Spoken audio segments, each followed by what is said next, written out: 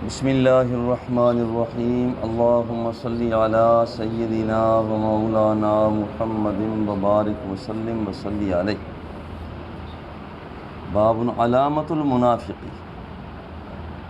حدثنا سلیمان ابو الربیع قال حدثنا اسماعیل بن جعفر قال حدثنا نافع بن مالک بن ابی عامر ابو سہیل عن ابیہ عن ابی ہریرۃ عن النبی صلی اللہ علیہ وسلم قال آیۃ المنافق ثلاث اذا حدث کذب واذا وعد اخلف واذا اؤتمن خان او کما قال رسول اللہ صلی اللہ علیہ وسلم۔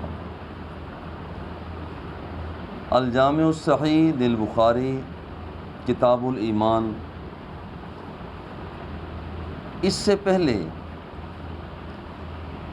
ظلم کا ذکر کیا گیا کہ ظلم کے بھی درجات ہیں، جیسے نیکی کے درجات ہوتے ہیں، اسی طرح سے ظلم اور گہرا ظلم اور گہرا ظلم اور گہرا ظلم۔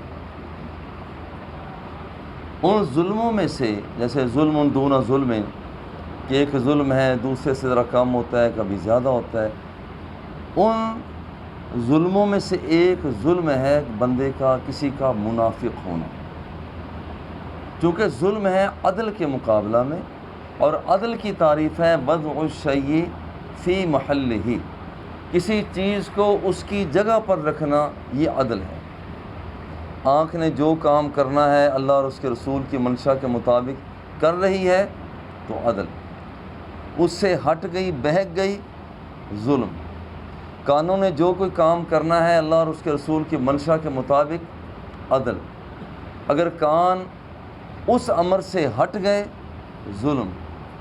ہاتھ پاؤں اعضاء جوارے جتنے بھی ہیں، جو جس کا کام ہے، جو اللہ اور اس کے رسول نے ان اعضاء سے جو کچھ چاہا ہے، انسان ان اعضاء کو وہیں پر رکھتا ہے، اپنے رفیق حیات کے تک محدود اپنے آپ کو رکھنا ہے، یہ عدل ہے۔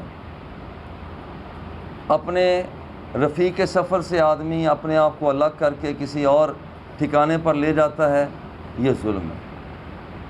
بالکل اسی طرح سے اللہ جل جلالہ بندے سے دل کے بھارا میں تقاضا اس کا یہ ہے کہ جو تیرے اندر ہو وہی کچھ باہر ہو۔ جب بندے کے اندر کچھ اور ہوتا ہے، باہر کچھ اظہار اور ہوتا ہے، تو وہ بھی ظلموں میں سے ایک ظلم ہے، اور اسے نفاق کہا جاتا ہے۔ دیکھیں نفاق کی دو صورتیں ہیں، ایک ہے نفاق شرعی اور ایک ہے نفاق عملی۔ نفاق شرعی میں یہ ہوتا ہے کہ اللہ جل جلالہ کو ایک ماننا ہے، نبیوں پر ہی اظہار رضا محبت ہے، کتابیں ساری چیزیں ہیں۔ تو کوئی شخص جب یہ کرتا ہے کہ اس کے دل کے اندر تو کفر ہو، مگر زبان سے کہتا ہے کہ اللہ ایک ہے، میں اللہ کو مانتا ہوں، اللہ کو مانتا ہوں، یہ نفاق شرعی ہے۔ شریعت کہتی ہے کہ اب یہ بندہ یہ منافق ہے، دل میں اللہ کے بارے میں رویہ اور ہے اور زبان پر رویہ اور ہے۔ وہ نا زبان سے کہہ بھی دیا لا الہ تو کیا حاصل، دل و نگاہ مسلمان نہیں تو کچھ بھی نہیں۔ تو اب یہاں پر یہ ہے، اسے کہا جاتا ہے نفاق شرعی۔ ایک ہوتا ہے نفاق عملی۔ نفاق عملی کیا ہوتا ہے؟ نفاق عملی ہوتا ہے کہ عمل شریعت سے متصادم ہو جاتا ہے، عمل شریعت سے متصادم ہے۔ شریعت نے تو یہ کہا ہے کہ تو نے اچھا بولنا ہے، تو نے سچ بولنا ہے، مگر یہ بندہ اندر بات رکھ کر جھوٹ بول دیتا ہے، اب یہ بھی نفاق ہے۔ مگر جو بندہ نفاق عملی کرتا ہے اسے ہم منافق نہیں کہہ سکتے، یہ اصلاح کی ہمیں ضرورت ہے۔ آج کل یہ لفظ بڑا عام ہے، بھائی فلاں تو پکا منافق ہے، بھائی اس لفظ کے استعمال سے بڑا محتاط ہوں۔ یہ ایسے ہی ہے جیسے کہہ دیا جاتا ہے یہ تو بندہ پکا جہنمی لگتا ہے، یہ تو ہے ہی جہنمی۔ بھائی یہ لفظ استعمال جنت جہنم کی تقسیم جو ہے یہ ہمارے کھاتے میں نہیں ہے. جنت اور جہنم کی تقسیم یہ اللہ جل جلالہ کے پاس ہے. کسی بندے کو یہ نہ کہا جائے کہ یہ بندہ جنتی ہے، بھئی اللہ بہتر جانتا ہے. ہاں یہ کہا جا سکتا ہے اس کے کام جنتیوں والے ہیں. یہ نہ کہا جائے یہ بندہ جہنمی ہے، ہاں یہ کہا جا سکتا ہے اس کے کام جہنمیوں والے ہیں. یہ نہ کہا جائے یہ بندہ منافق ہے. بھائی منافق تو وہ ہوتا ہے جس کے اندر کچھ اور ترتیب ہے، زبان پر کچھ اور ہے. یہ تو کوئی اندر جھانک کر دیکھے تو پھر کہے نا کہ بھئی تیرا جو ظاہر ہے تیرے باطن کے خلاف جا رہا ہے. اس لیے یہ بڑی جسارت ہے کہ کوئی آدمی یوں کہے کہ تو منافق، نہ یہ کہہ دیا جائے بھئی تیرے کام منافقوں جیسے. دیکھیں یہاں پر نفاق شرعی میں بندے کے دل میں کچھ اور ہوتا ہے مگر عمل کچھ اور کرتا ہے. جب بولتا ہے جھوٹ بولتا ہے. جس وقت وہ بندہ وعدہ کرتا ہے وعدہ کی خلاف ورزی کر دیتا ہے. جس کے وقت اس کے پاس امانت رکھی جائے امانت میں خیانت کرتا ہے. اور اسے کہا جاتا ہے نفاق شرعی. شرعی نفاق ہے اور نفاق عملی. نفاق شرعی کیا ہے؟ نفاق شرعی تو وہ ہے کہ وہ بندہ اللہ جل جلالہ کے بارے میں اندر سے تو نظریہ صحیح نہیں رکھتا مگر زبان سے کہتا ہے کہ نہیں میرا نظریہ یہ ہے. وہ بندہ تو ہے منافق. لیکن جس کے پاس نفاق عملی ہے اسے منافق نہ کہا جائے. منافق کی علامتیں ضرور ہیں. جب حضور علیہ السلام نے یہ فرمایا نا کہ بندہ مومن جس وقت منافق کی علامتیں 3 ہیں، جب وہ بات کرتا ہے تو جھوٹ بولتا ہے، وعدہ کرتا ہے وعدہ خلافی کرتا ہے، امانت رکھی جائے خیانت کرتا ہے. تو سرکار دو سراہ کی بارگاہ میں صحابہ حاضر ہو گئے. آ کر کہتے ہیں حضور یہ تو ایمانداروں کے اندر یہ باتیں کہیں نہ کہیں پائی جاتی ہیں، تو کیا پھر وہ منافق ہیں؟ کتنے لوگ ہو سکتے ہیں کہ جس وقت وہ وعدہ کرتے ہیں تو وعدہ خلافی کرتے ہیں، بات کرتے ہیں جھوٹ بول رہے ہیں، اور امانت رکھی جب خیانت کرتے ہیں. آپ سرکار نے فرمایا تمہیں اس سے کیا غرض ہے؟ جو میں نے یہ 3 علامتیں بیان کی ہیں بھئی تمہارا ان سے کیا تعلق؟ جو میں یہ کہہ رہا ہوں کہ وہ بندہ جس وقت بات کرتا ہے تو جھوٹ بولتا ہے، یہ ان کے بارے میں ہے کہ جس ذات کے لیے رب ذوالجلال نے فرما دیا ہے کہ تو میرا نبی ہے، اور یہ اس کی ذات پر جھوٹ بولتے ہیں. یہ جھوٹ سے مراد عام جھوٹا نہیں. ایک تو نا عام جھوٹا، اور خاص جھوٹا کیا ہوا جو اسپیشل جھوٹا ہے کہ اللہ رب العزت نے تو حضور کو اپنا نبی بنایا ہے. اور قرآن مقدس بھی فرماتا ہے نا یہ منافق لوگ گواہی دیتے ہیں کہ آپ اللہ کے رسول ہیں، اور اللہ بھی جانتا ہے کہ آپ اللہ کے رسول ہیں. اللہ جانتا ہے، یہ گواہی دیتے ہیں کہ آپ اللہ کے رسول ہیں. اللہ کو بھی پتہ ہے، اللہ بھی جانتا ہے کہ آپ اللہ کے رسول ہیں، مگر یہ لوگ جھوٹ بول رہے ہیں. یہ جھوٹ بول رہے ہیں. بھئی جھوٹ کیوں بول رہے ہیں؟ ان کے دل کے اندر یہ بات ہے کہ یہ نبی نہیں ہے،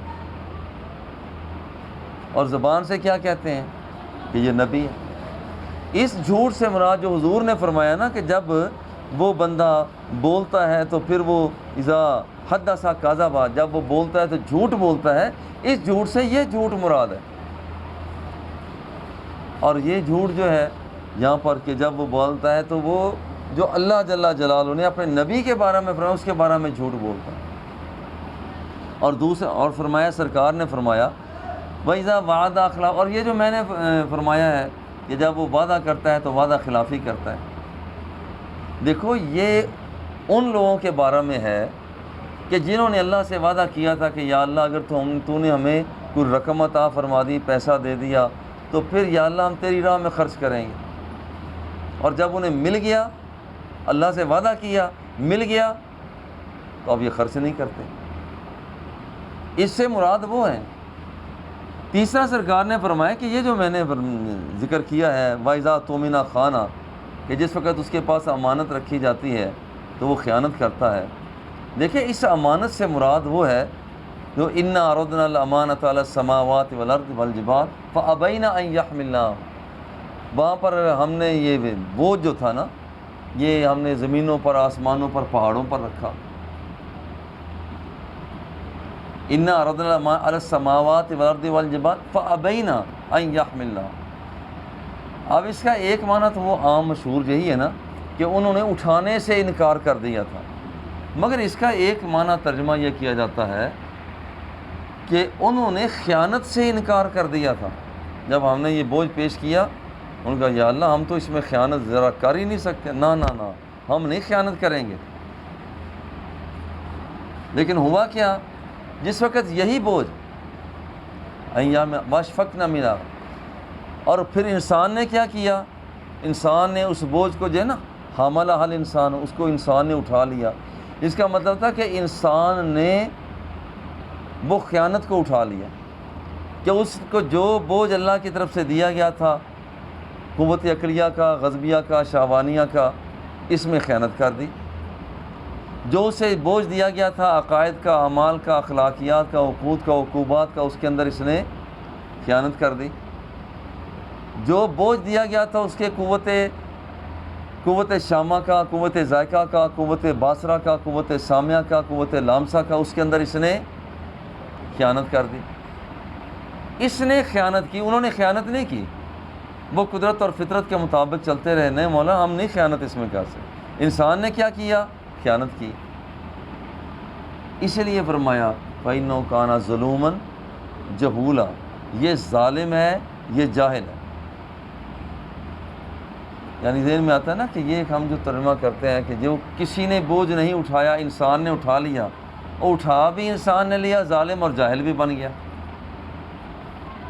اس کا معنی ہی یہ کیا جائے گا کہ یہاں پر پھر یہ مفہوم، پھر اعتراض بھی نہیں آتا کہ اللہ رب العزت نے یہاں پر جو بوجھ رکھا تو باقیوں نے خیانت کرنے سے انکار کر دیا، مگر خیانت کا بوجھ کس نے لے لیا، وہ انسان نے لے لیا. اللہ نے فرمایا بڑا ظالم ہے، بڑا جاہل ہے. بھئی ظالم ہے، جاہل ہے، کیوں؟ اس کے ظالم ہونے کی وجہ چونکہ وضع الشیء فی غیر محلہ ہی، چونکہ جو چیز جہاں پر رکھنی تھی اس نے وہاں نہیں رکھی، بلکہ کہاں پر رکھ دی، اس کی غیر جگہ پر رکھ دی.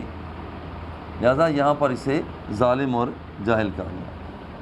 اور یہاں پر وَإِذَا تُؤْمِنَ، اور انسان پر یہ رکھا گیا تھا کہ یہ تیرے لیے امانت ہے، مگر اس نے امانت کے اندر خیانت کی.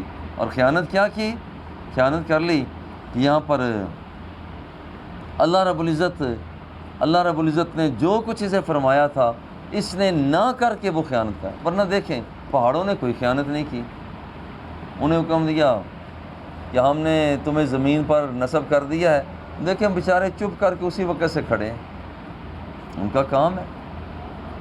مثال کے طور پر سرو ہے نا، اسے کہے تیری فطرت یہ ہے تو انہیں سیدھا ہی جانا ہے، دیکھیں آج تک وہ سیدھا ہی جاتا ہے، وہ بیری کی طرح پھیلتا ہی نہیں ہے. بیری تیری فطرت میں یہ بات شامل ہے کہ تو نے اس انداز میں پھیل جانا ہے، وہ پھیل جاتی ہے. بیل جو ہے تیری فطرت میں شامل ہے، بچ جانا ہے. گھوڑے تیری فطرت میں شامل ہے، تو نے ہنہنانا ہے. گدھے تیری فطرت میں شامل ہے کہ تو نے ہینگنا ہے. ہاتھی تیری فطرت میں شامل ہے، تو نے چنگھاڑنا ہے. شیر تیری فطرت میں شامل ہے کہ تو نے دھاڑنا ہے. مثال کے طور دیکھیں وہ سارے کام اسی طرح سے کر رہے ہیں. اب انسان کے لیے جو بوجھ یہاں پر ہے، اور اس کے لیے امانت تھی کہ تجھے حواس خمسہ ظاہرہ باطنہ دیے ہیں، اس نے اس کے اندر گڑبڑ کر دی. تجھے یہاں پر قوائے ثلاثہ دی ہیں، اس کے اندر اس نے گڑبڑ کر لی. تیرے لیے یہ ہے کہ یہاں پر دینی معاملات کے اندر یہ ہے کہ تو نے کلمہ طیبہ تجھے دیا ہے، نماز ہے، روزہ ہے، حج ہے، زکوٰۃ ہے، اس نے اس کے اندر بددیانتی کر لی. اسی لیے فرمایا کہ یہ بندے تو نے امانت میں خیانت کی ہے، لہذا تو جاہل ہے، بڑا ظالم ہے. یہ مولانا اس لیے محتاط ہونا چاہیے. جو بندہ اگر خدا نخواستہ جھوٹ بھی بول لیتا ہے، ہم یہ نہ کہ تو منافق ہے. چلو اگر کوئی کہہ بھی دیتا ہے تو اس کا مطلب یہ ہوتا ہے کہ تیرے اندر منافق کی علامت پائی جا رہی ہے. اور یہ نہ کہا جائے کہ یہ پکا منافق ہے، یہ نہ کہا جائے کہ یہ تو کافر ہے، یہ نہ کہا جائے کہ یہ بندہ تو دائرہ اسلام سے خارج ہے. ہاں، جس کے بارے میں یقین ہو جائے اس کے بارے میں تو کہا جائے۔ اب مرزائیوں کے بارے میں ہم کہتے ہیں کہ یہ دائرہ اسلام سے خارج ہیں۔ کیوں؟ اس لیے کہ جو وہاں پر وہ جو شرعی امانت تھی انہوں نے اس کے اندر بھی خیانت کر دی۔ حدثنا قبیصۃ بن عقبہ قال حدثنا سفیان عن الاعمش عن عبد الله بن مرة عن مسروق عن عبد الله بن عمرو ان النبي صلی اللہ علیہ وسلم قال اربع من كن فيه كان منافقا خالصا۔ یہاں فرمایا کہ جس بندے کے اندر 4 خصلتیں ہوں گی، کانا منافقا خالصا، وہ تو خالص منافق ہوگا۔ 4 خصلتیں ہوں گی تو وہ خالص منافق ہوگا۔ یہیں پر ذرا رک کر سوچئے، پہلے کیا یا کہ جس کے اندر 3 علامتیں ہوں گی، اور یہاں کیا فرمایا گیا 4 علامتیں ہوں گی، وہ منافق ہوگا۔ یہاں پر 3 علامتوں کا ذکر، یہاں پر 4 کا ذکر۔ دیکھیے یہاں پر کوئی اختلاف ایسا نہیں ہے، جہاں 3 کا ذکر ہے کہ وہ بندہ جس کے اندر 3 علامتیں ہیں وہ منافق ہے، یعنی نفس نفاق تو اس میں پایا گیا، لیکن یہ نفاق بڑھتا ہوا کامل درجے پر اس وقت پہنچ جاتا ہے کہ جب 4تھی خصلت بھی اس میں پائی جاتی ہے۔ اور وہ 4 چیزیں کیا ہیں؟ فرمایا کہ جو آدمی کانا منافقا خالصا ومن کانت فیہ خصلۃ منہن کانت فیہ خصلۃ من النفاق، جس کے اندر 4 میں سے 1 خصلت پائی گئی، وہ گویا کہ وہاں پر اس کے پاس 1 درجے کا منافق ہے، یعنی ابھی اس درجے کا منافق ہے۔ حتیٰ یدعہا، یہ اس وقت تک درجہ نفاق میں رہے گا جب تک کہ اس کو چھوڑ نہیں دیتا۔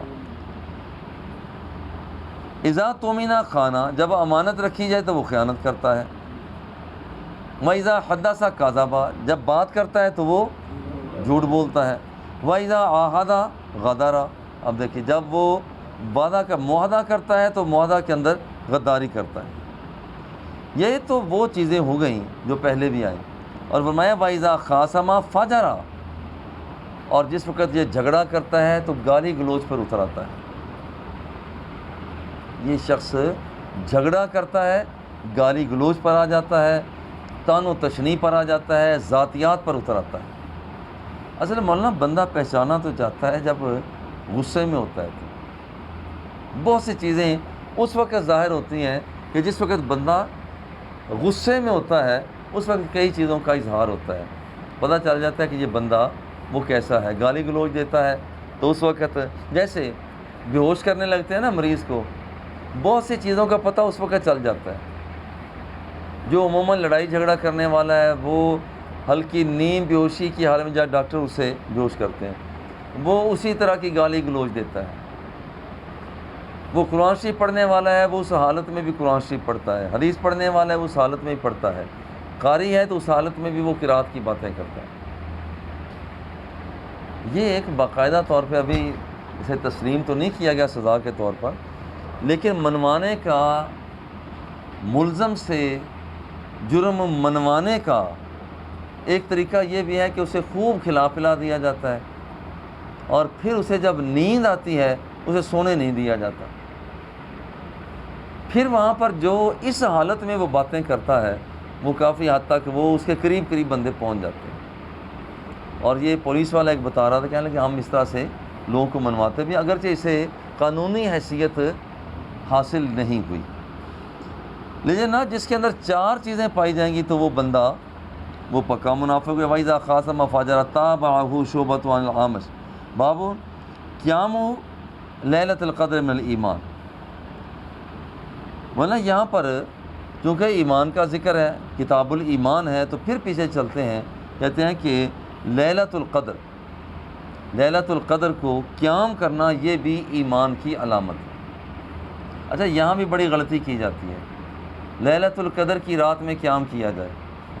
بھائی لیلۃ القدر کا تو مطلب یہ قدر والی رات، قدر والی رات، تو پھر جب یہ کہتا ہے لیلۃ القدر کی رات، یہ تو غلطی ہو گئی، یعنی قدر والی رات، یہ تو یوں ہو گیا۔ اور یہ ایسے ہی ہے جیسے کہا جاتا ہے کہ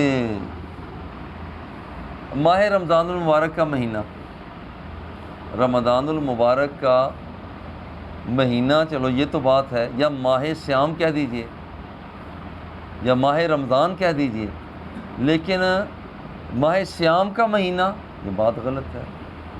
جیسے آب زمزم کا پانی یہ بھی کہا جاتا ہے، آب زمزم کا پانی، بھائی آب زمزم تو وہ ہوا، تو آب زمزم کا پانی، اب یہاں پر پانی دو مرتبہ آ جاتا ہے۔ یا جیسے ہمارے اس دینی حلقہ سے تعلق رکھنے والے یہ غلطی کرتے ہیں، انجمن حزب الفرید، بھائی حزب کا بھی معنی وہی ہے جو انجمن کا معنی ہے۔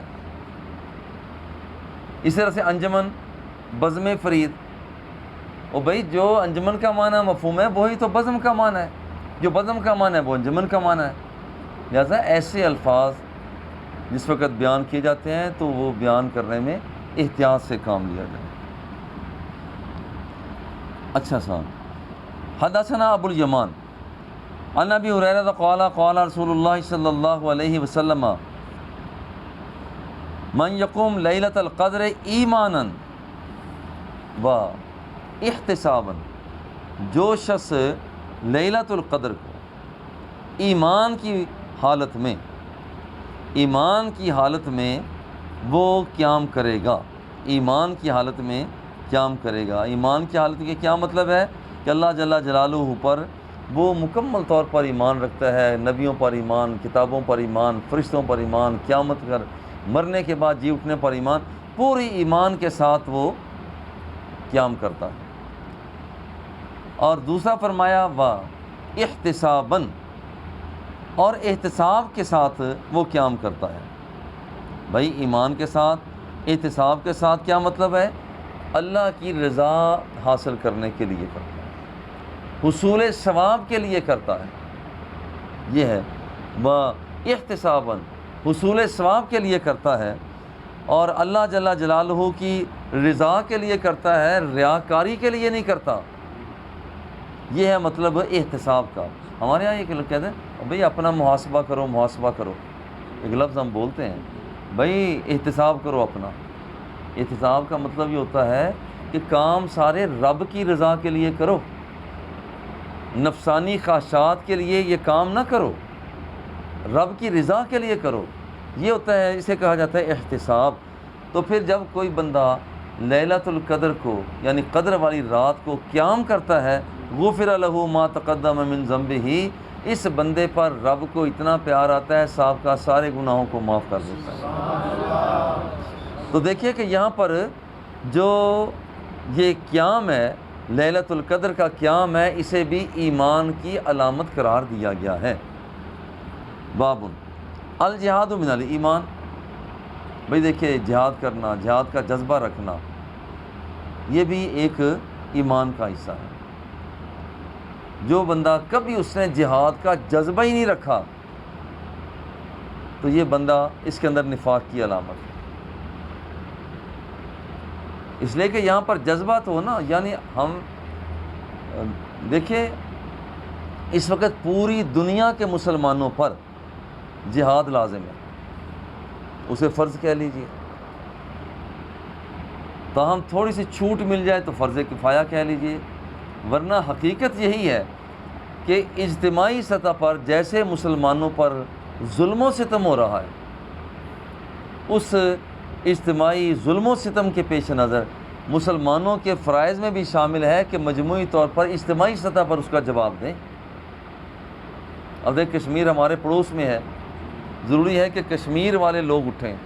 اگر وہ لوگ، کشمیر والے لوگ اٹھ کر بھی وہ تدارک، ظلم کا تدارک نہیں کر سکتے، تو جو ان کے پڑوسی لوگ ہیں آزاد کشمیر والے، وہ اٹھیں۔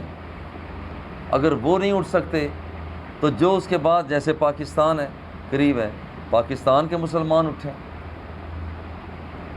آواز تو بلند کرتے رہیں۔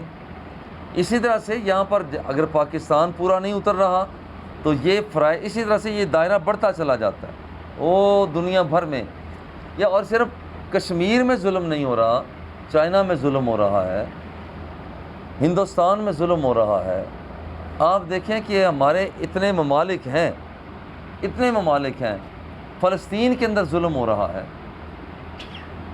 بلکہ بذات خود مسلمانوں کے ملکوں کے اندر ظلم ہو رہا ہے، اور وہ جو ظلم ہو رہا ہے وہ خارجی طاقتوں کی وجہ سے ہو رہا ہے۔ تو جہاد یہ فرض ہے۔ اب کس سطح کا جہاد ہے؟ یہاں پر بعض اوقات تو خروج کا اعلان کر دیا جاتا ہے، حکومت کے فرائض میں شامل ہوتا ہے، اعلان کر دیا جائے تو پھر کچھ نہ دیکھا جائے جہاد کے اندر شامل ہوا ہے۔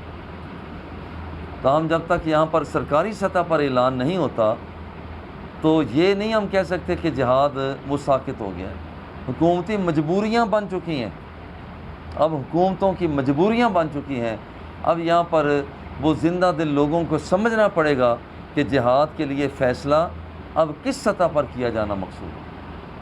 تاہم جب حکومت کہہ دیتی ہے اس وقت تو ہم سارے کے سارے پابند ہو جاتے ہیں ایک عمل کرنے کے لیے۔ الجہاد من الایمان، جہاد جو ہے یہ ایمان کی علامتیں ہیں، ان میں سے ہے جہاد ایمان کا حصہ ہے۔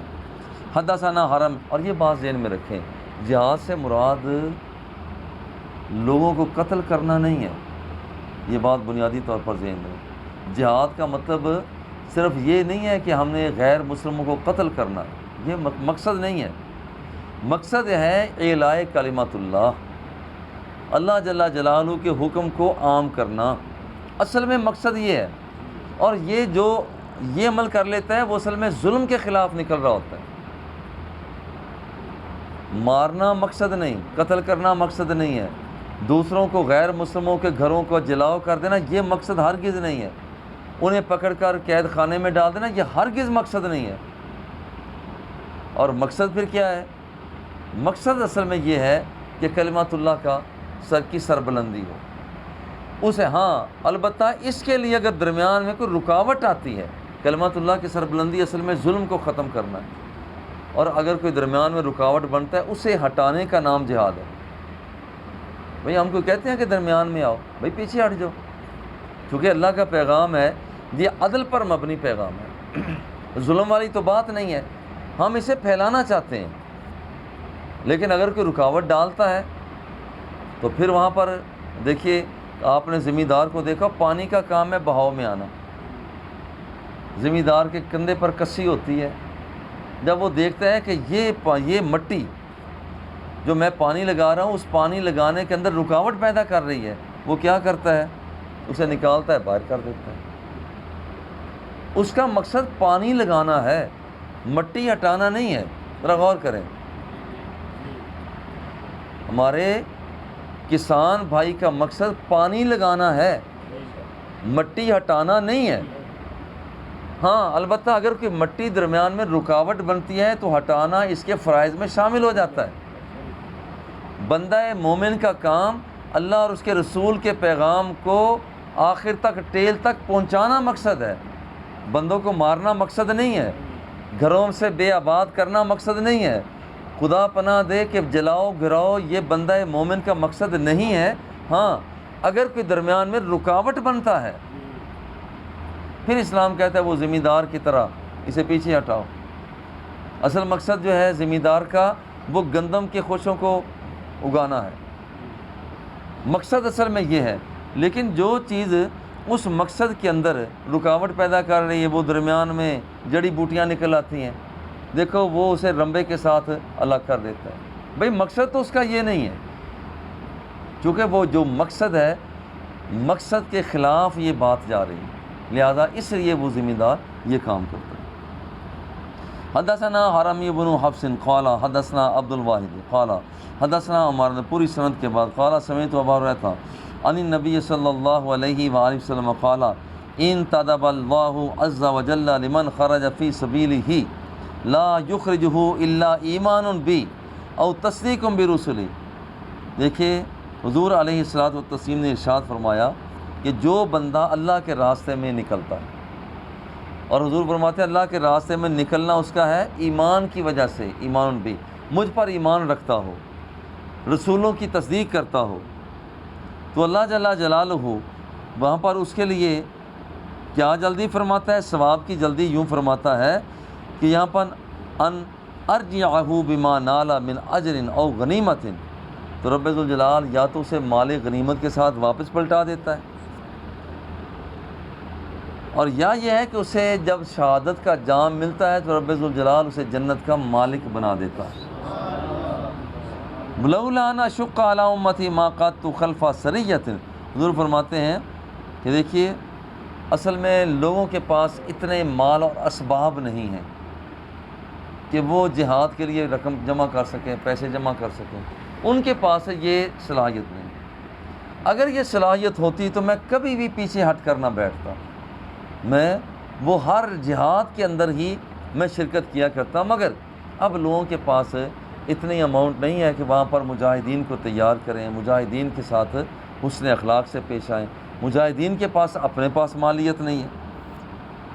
ولا وددت، اور حضور نے فرمایا میرا دل یہ چاہتا ہے، دل کیا چاہتا ہے؟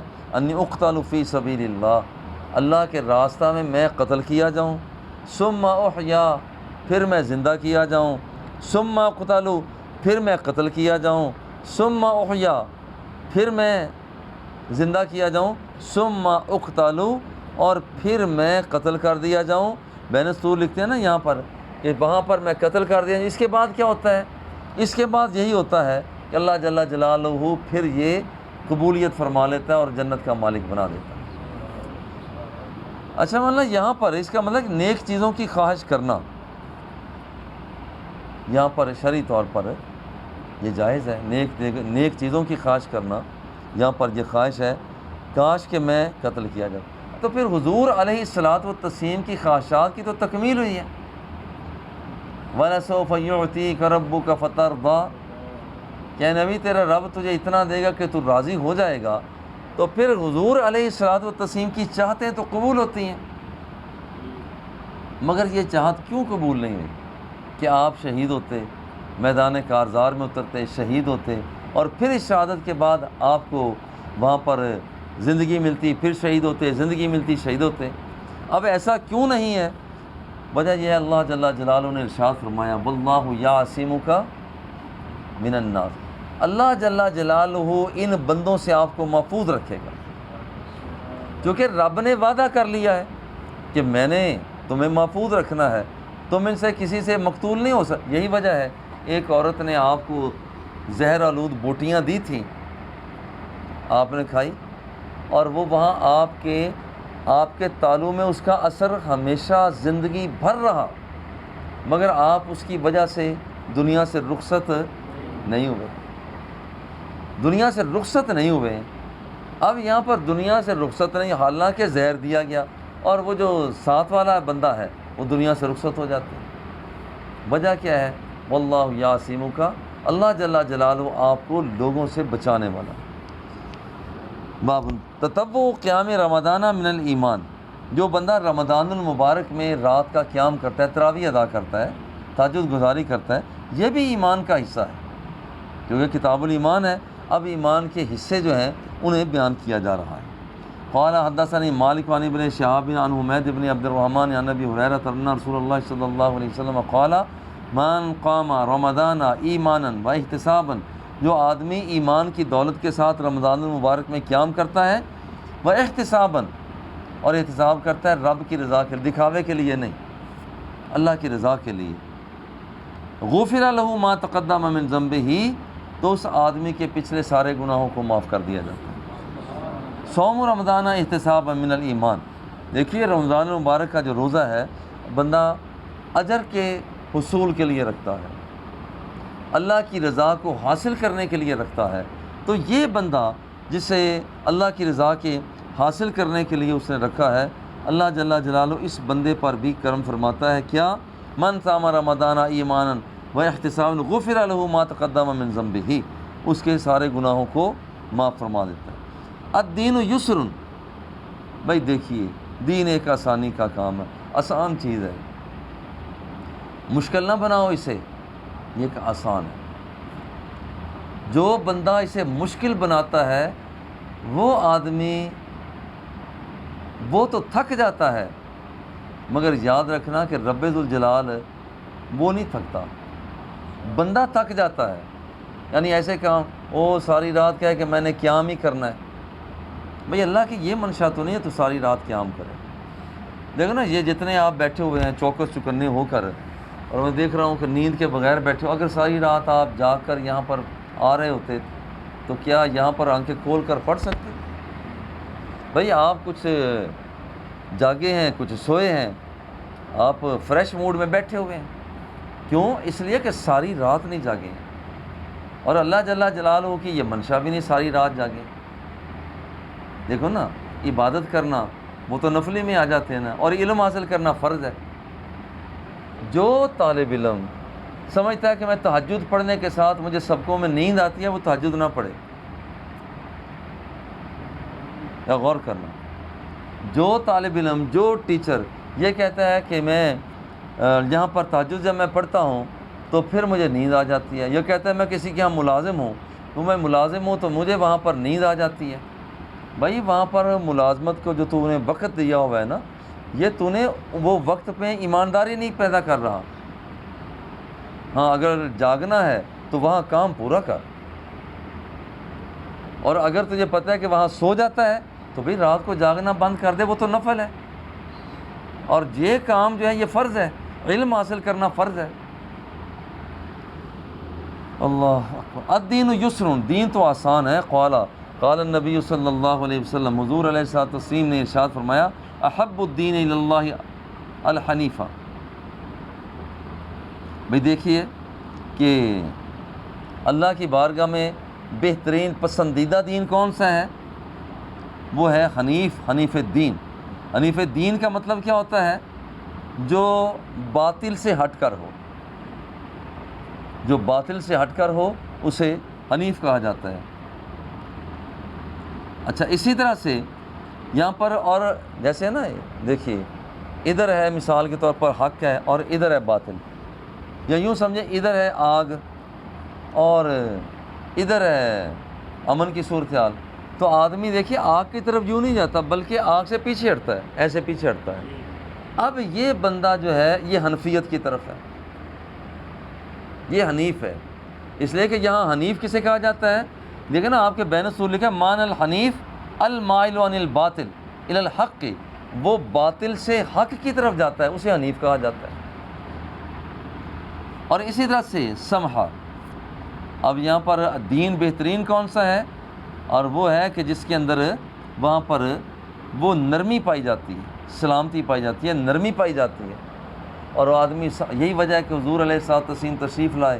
جس بندے نے کہا تھا میں ساری رات جاگتا رہوں گا، میں نے عہد کر لیا ہے، فرمایا میری طرف دیکھو میں رات کو جاگتا بھی ہوں سوتا بھی ہوں. جس نے کہا تھا کہ میں دن بھر روزہ رکھا کروں گا، کبھی میں نے روزہ چھوڑنا ہی نہیں ہے، حضور نے فرمایا میری طرف دیکھو میں روزے رکھتا بھی ہوں، روزے چھوڑتا بھی ہوں. جس نے کہا تھا کہ میں نے، یہ سارے تکلفات تھے نا، میں نے کہا جی میں کبھی شادی نہیں کروں گا، سرکار نے میری طرف دیکھو میں نے شادیاں کی. اب اس طرح سے جس کا مطلب ہے کہ اللہ جل جلالہ کی بارگاہ میں تکلف نہیں ہے.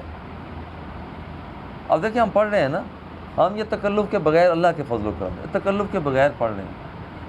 اور اگر اس کے اندر کوئی تکلف آ جائے گا نا تو وہ یہ لطف بھی نہیں ہوگا، یہ مزہ بھی نہیں ہوگا. اسی طرح سے نماز ہے، نفلی نماز ہے، جی میں بعض کہتے ہیں جی میں نے 500 تسبیح کرنی ہے. بھائی وہ مزہ نہیں آئے گا. یہاں پر اللہ کی بارگاہ میں کمیت نہیں، کمیت کا مطلب عدد ہے، کمیت نہیں، اس کی بارگاہ میں کیفیت اثر رکھتی ہے. اگر کوئی بندہ کمیت کے ساتھ پڑھتا ہے درود شریف 10,000 مرتبہ مگر دل اس کا پھرا نہیں، اور دوسرا وہ ہے جو ایک مرتبہ اپنے نبی پر درود و سلام کا نذرانہ پیار سے پیش کرتا ہے، محبت سے پیش کرتا ہے. اب یہ بندہ جس نے ایک مرتبہ درود شریف پڑھا ہے وہ 10,000 مرتبہ درود شریف پڑھنے والے سے زیادہ بہتر ہے، کیونکہ اس کی بارگاہ میں کمیت نہیں کیفیت کو ذکر کیا جاتا ہے. ہمارے یہاں پر پڑھتے ہیں ہم انگلیوں پر تسبیحات پر، جی 2 تسبیح ہو گئی، 3 ہو گئی، 4 ہو گئی. بھائی اگر بوریت ہو رہی ہے تسبیح چھوڑ دے، آرام سے سو جا. حضور نے اس خاتون کے عمل کو اپریشیٹ نہیں کیا تھا کہ جو یہاں پر منہ سے رسی لٹکائی ہوئی تھی، اور رسی لٹکائی ہوئی ہے، کیوں لٹکی ہوئی ہے جی؟ یہ جب عورت کو نیند آنے لگتی ہے تو اپنی چٹیا جو اپنی سر کے بال جو ہیں وہ باندھ لیتی ہے رسی کے ساتھ. تو میں یہ کیا فضولیات ہے؟ یہ کیا تکلفات ہیں؟ ایک آدمی ننگے پاؤں وہ چلا جاتا ہے، وہ کسی نہ کسی دربار پہ چلا جاتا ہے، بھئی یہ تکلفات ہیں. وَلَا تُلْقُوا بِأَيْدِيكُمْ إِلَى التَّهْلُكَةِ، یہ کام نہ کرو. اچھا اب یہاں پر دیکھیں میں ایک بات عرض کرتا ہوں، جوتے اتار کر جانے سے اس کا تو ثواب نہیں ہوگا، مگر ایک بات میں ساتھ ایک لیکن جاتے جاتے بعض اوقات بندے کے دل کی کیفیت بدل جاتی ہے. یہ کام اچھا نہیں ہے، مگر بعض اوقات دل کی کیفیت بدل جاتی ہے، احساسات پیدا ہو جاتے ہیں، وہ احساسات اللہ جل جلالہ کی بارگاہ میں بندے کی مقبولیت کا باعث بن جاتے ہیں. یعنی یہ اس کی ترغیب نہیں ہم دے رہے ہیں کہ یہاں پر جوتے اتار کر یہ سارے کام کرو، مگر دیکھیں نا جوتے پہن کر بھی تو نماز پڑھی جا سکتی ہے. صاف جوتا ہو تو پہن کر نماز پڑھی جا سکتی ہے، مگر ہم اتار کر پڑھتے ہیں کیفیت پیدا ہو جائے. بھئی ننگے سر بھی تو نماز پڑھی جا سکتی ہے، مگر اس لیے یہاں پر سر پر ٹوپی رکھ لیتے ہیں، یہاں پر ایک کیفیت پیدا ہوتی ہے. بھئی یہاں پر ٹخنوں سے نیچے شلوار اگر رکھی جاتی ہے، خدا نخواستہ کوئی رکھتا ہے، تو ٹخنوں سے نیچے رکھی گئی شلوار وہاں پر اس کا نماز تو ہو جائے گی، مگر وہ بعض اوقات کیفیت نہیں بن پاتی. یہ ساری چیزیں اس لیے کرتے ہیں. حدثنا عبدالسلام ابن مطہر، پوری سند کے بعد عن ابی ہریرہ عن النبی صلی اللہ علیہ وآلہ وسلم قال، حضور نے فرمایا ان الدین یسر، بھائی دین تو آسان ہے. وَلَن یشاد الدین، کوئی بندہ دین کے اندر سختی نہیں کرتا، جب وہ سختی کرتا ہے الا غلبہ، تو دین اس پر غالب آ جاتا ہے. دیکھیں نا کہ ایک آدمی ساری رات جاگتا رہا، تو یہاں پر اللہ کی چاہت تو یہ نہیں ہے. بالآخر کیا ہوگا؟ بالآخر یہ ہوگا کہ یہ بندہ گر جائے گا، یہاں پر اسے پتہ بھی نہیں چلے گا اور یہ اپنا نقصان کر بیٹھے گا. فسددوا وقاربوا، دیکھو سیدھے سیدھے چلتے چلے جاؤ، وہ شریعت اسلامیہ کے قرب حاصل کرتے چلے جاؤ، اور پھر یہ ہے لوگوں کو بشارت سناتے چلے جاؤ. واستعینوا بالغدوۃ والروحہ، اور صبح و شام اور رات کی تاریکی کے کچھ حصے میں اللہ توبہ کرتے چلے جاؤ. واستعینوا، اللہ سے مدد طلب کرتے جاؤ، صبح میں اور شام کو، رات کے تاریکی میں اللہ توبہ کرتے چلے جاؤ، اللہ تعالیٰ معاف فرمانے والا. مطلب یہ ہے کہ دل کی کیفیتوں کو بدلو، کمیت نہیں بلکہ کیفیت کو اللہ کی بارگاہ میں مقبولیت ہوا کرتی ہے. وصلی اللہ تعالی علی حبیبہ و آلہ و اصحابہ.